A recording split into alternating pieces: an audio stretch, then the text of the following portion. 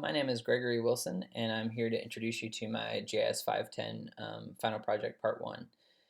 So the overview of my project is that I'm trying to identify potential sites in Raleigh, North Carolina to transplant a suite of federally and state listed rare plants that typify Piedmont prairies.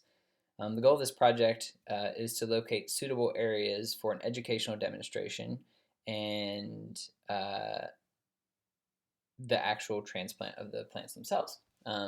So my parameters for this were based on where would be a good place to have an educational demonstration, and where would be the best place, ecologically, to put these plants. And that's based on very limited parameters, the second part, because of the nature of this project.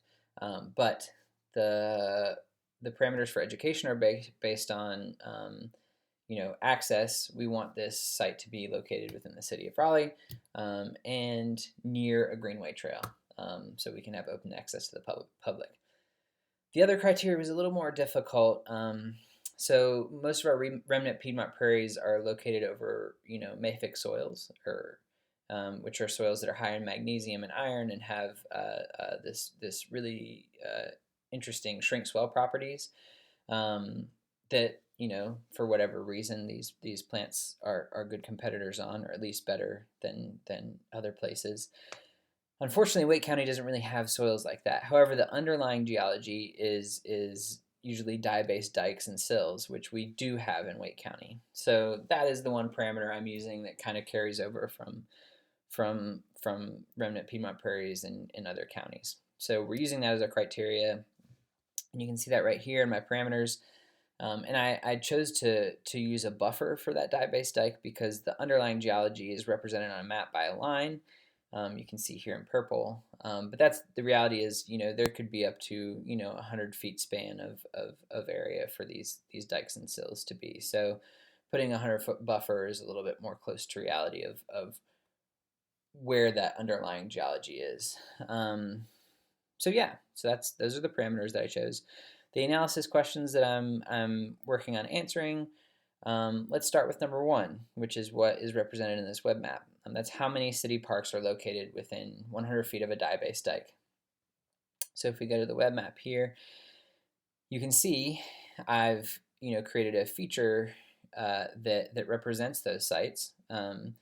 The dye-based areas in parks in Raleigh, represented by this periwinkle color here.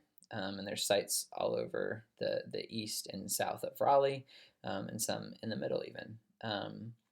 So if we open up the attribute table for that, we can see those 5 sites that exist: Marsh Creek, Anderson Point, Southgate, Brentwood, and Lake Wheeler. So that is the answer to our question. 5 sites, and they're named all right there in the attribute table.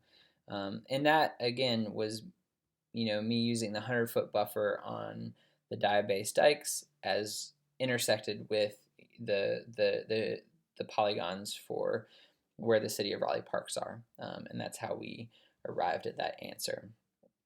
So that answers our first analysis question. There's 5 sites where in Raleigh that for parks that have dye base underneath them.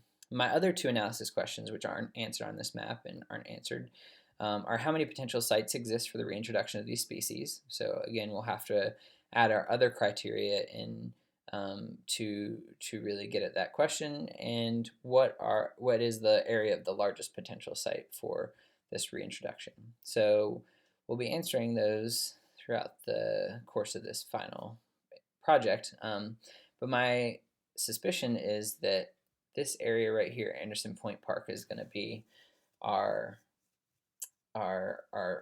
where our best potential site is located.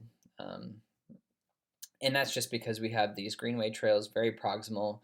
We have a large swath of area within Anderson Point Park that has underlying dye-based geology, and of course this is a City of Raleigh park. So it kind of checks all those boxes. We do have other areas, but it doesn't look like they're as close to